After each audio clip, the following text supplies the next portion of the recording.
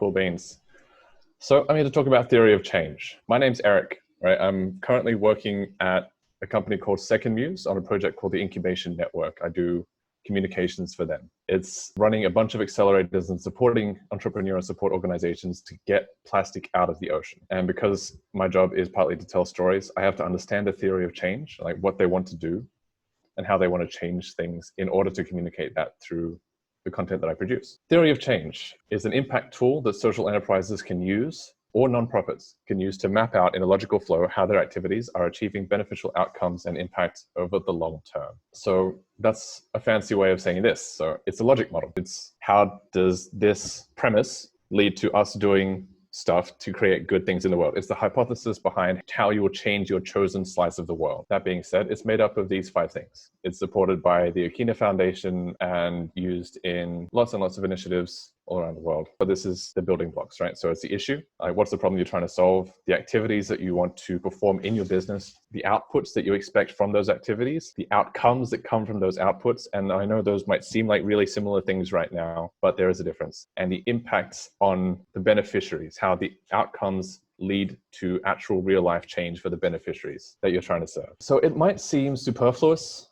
to have to put this much time and effort into developing a theory of change. But if that does seem the case, I would definitely caution against it. And this is why. If your organization is an idea or very, very early stage, this hypothesis, this framework is used to validate the logic model. So the links between each of the bits need to be causal. You say the issue leads to the activities, which leads to the outputs, which leads to the outcomes, which leads to the impact. You need to be able to enunciate every single stage of that transition to define your idea and communicate it. It also lets you see, do people actually need this change? Because often we find a problem, we're convinced that it's a really big problem, but it's not that relevant. And so the purpose of this framework for an organization or an idea like a napkin stage enterprise is to define everything to make sure. If you're a startup, it's to define, test, and measure. You're going to have an MVP, you got to quantify it. You got to quantify the outcomes and the impact that come with that MVP. It's just making sure the hypothesis does what it does. And when it does, you can say, cool, give us money, because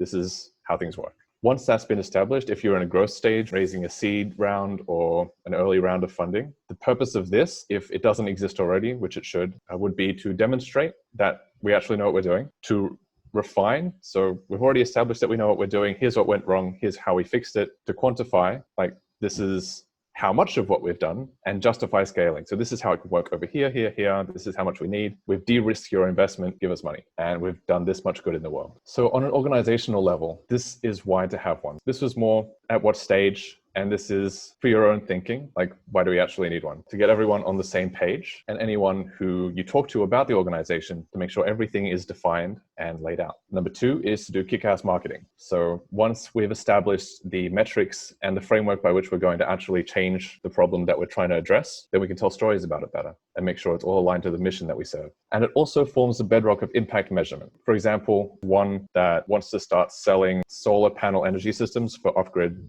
usage. So the bedrock of impact measurement for them would be a theory of change. So they're saying, cool, we're trying to solve this problem to do with energy. What does that lead to? How do we measure that? How do we actually quantify that people are benefiting from what we're doing? And that doesn't happen without saying, this is what we're trying to change. So very, very simplified example. The issue would be households that have no light after dark without burning stuff. You'll burn wood, you'll burn coal, kerosene. So the activities that such a business would perform would be to sell off-grid solar power systems. The outputs from those activities would be that households use those solar power systems. The outcomes from those outputs, and here's the distinction. There is lower indoor pollution. It's usually lower cost. You get better lighting. And the impacts that come from those outcomes is that there's better health for the household. There's increased savings because they're not spending as much. And there's increased time because they don't have to get crappy lighting. The first thing we need to do is to define the issue. What are we trying to fix? This is where most startups, social enterprises, nonprofits, that's their elevator pitch, right? We're trying to get plastic out of the ocean, but it gets a bit deeper. What are we trying to fix? Identify and challenge assumptions. One of the assumptions would be that people are currently dissatisfied with what they're currently using for light. But this is a tool that people use to find the issues. It's called a problem tree. So the symptoms are the bad stuff that we see on the surface, and the problem is the big assumption that we think is a problem. And then we ask why, come up with a bunch of causes. And then for each of those causes, why is that the case? And why is each one of those the case? And where does our organization fit in best? So an example of that It would be, look, here's the symptoms: bad breathing, too expensive, bad light. The problem would be high indoor pollution from light sources. Why is that? Alternate energy is expensive. Why is that? Because delivery is expensive, because of time spent to acquire those alternative energy sources. Like if you want to buy a generator, if you want to buy existing solar solutions that you have to cart in from ages away because there's no immediate provider. The infrastructure for alternative electricity, traditional like on-grid electricity, is non-existent in a lot of places. And so these are other examples of why it might not work, why the problem exists. What can I build on? What can our organization draw on from beforehand? And see, these are some key questions a lot of organizations either don't ask or don't think to ask. Like, who else has done solar panel intervention work? Where else have they done it successfully? What are some poster-child case studies of it? Where is some peer-reviewed literature? There's research reports on this that list out all the risks, all the benefits, all the pitfalls. What can I adapt to our circumstances? Has something that's worked in Latin America work in Southeast Asia? And who can we partner with or talk to so we don't have to start from scratch every time? And then we get to the last why, we get to what we can actually do. It leads us to, let's fix this thing that we can be most impactful at with our current team, our current structure, our current insights, and what we can actually control. For this specific example, it's because currently there is no provider or solution that is accessible, affordable, and effective for solar panels in this hypothetical village. The next stage of those 5 things would be activities. So what does a business actually do? This is when we form the hypothesis.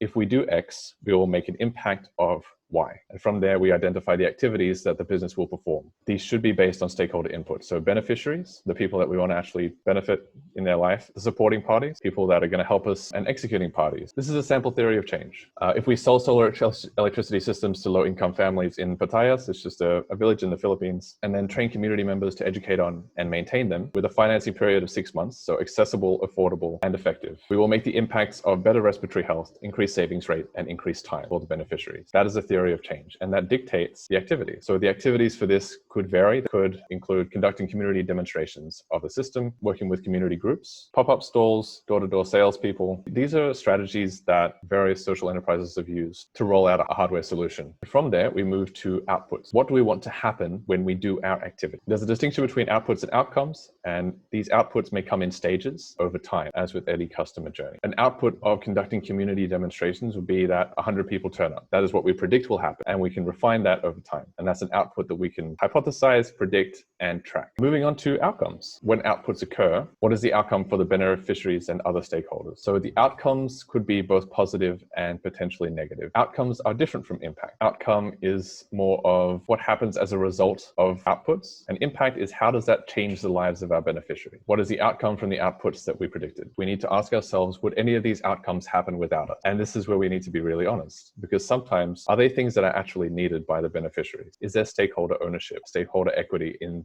building this theory of change? It could be based on interviews, it could be based on surveys, but it needs to be backed up by data. And note again, these are outcomes, not impact. The impact, for example, will children be better able to study? Is that children's education is enhanced? That's an impact. Will people be able to work longer hours because they have better access to light? A potentially negative outcome will be, will this cause friction with existing energy providers? Now that your family can get a solar panel system from you, will that cause friction with people who provide kerosene, provide generators? Is that going to be friction? How can we involve them in the supply chain and mitigate that friction? And now we get to impact. And this is where it gets really beneficiary centric. Like, what do the outcomes actually mean to the beneficiaries? What changes? And how do we measure it? And this is an example, like you could say in your theory of change that we predict a 20% average increase in monthly household saving. Because they have better light, they have increased time for things. Like the average increase of 3 hours every day after sunset because they're not relying on a candle or a stove. And a question that comes out of this is, what is the value of these things? How do we quantify that in terms of dollar value and impact that we can track? So we measure impacts with indicators that we can assign to both outcomes and impact. How do we track that? How do we track lower indoor pollution? How do we track a lower cost? We can track it from our side by saying, this is what we've modeled for alternative energy sources in the region based on suppliers that we know about. This is how much our solution will cost over a period of 6 months. This is why we're better. And this is how we've measured it. This is how we've tracked it in reality versus our hypothesis.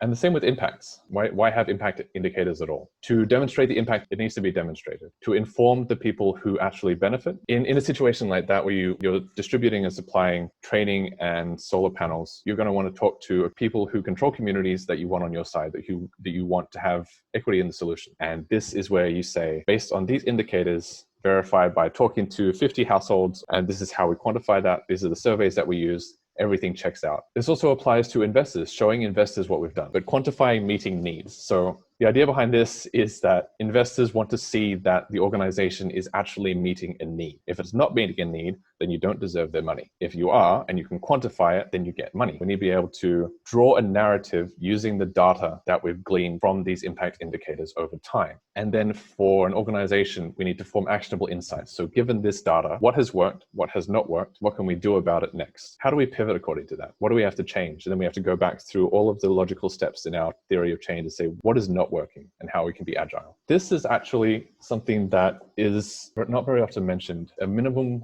viable reporting. What is the minimum stuff that we need to report to make sure that we're creating the impact that we want to create? Unless the metrics are connected to impacts or outcomes, it's just fluff and no one knows what it means. So we have to define it, right? What stuff is the most important to measure? How do we measure that? What data collection methods do we have to use? What outcomes and impacts are not as important, and what do we not really have to worry about? And therefore, where are our time and resources best spent on this? Would it be how many hours are children able to study as a result of implementing this solar panel solution? This is an example of a matrix. So I've used this for the impacts that we detailed previously, linking them to an indicator and then linking them to a data collection method. So say better respiratory health is an impact that we've identified. The indicator would be the prevalence of asthma or respiratory symptoms. How would we gauge that? And this is comparing it to baseline measures that happened before the intervention. When you start an intervention, when you start selling these things, you'd go around to your sample size and you'd ask these questions, you'd administer these reports, right? Or you collect data in the same way to have a controlled baseline. How's your child's respiratory health now? In a way that they could understand to make it accessible. How many colds does he get per week? How much wheezing do you notice? Does he have trouble sleeping at night? Does he get asthma attacks? And then after a designated time period, we ask it again, see if there's any discernible, statistically significant difference in the data.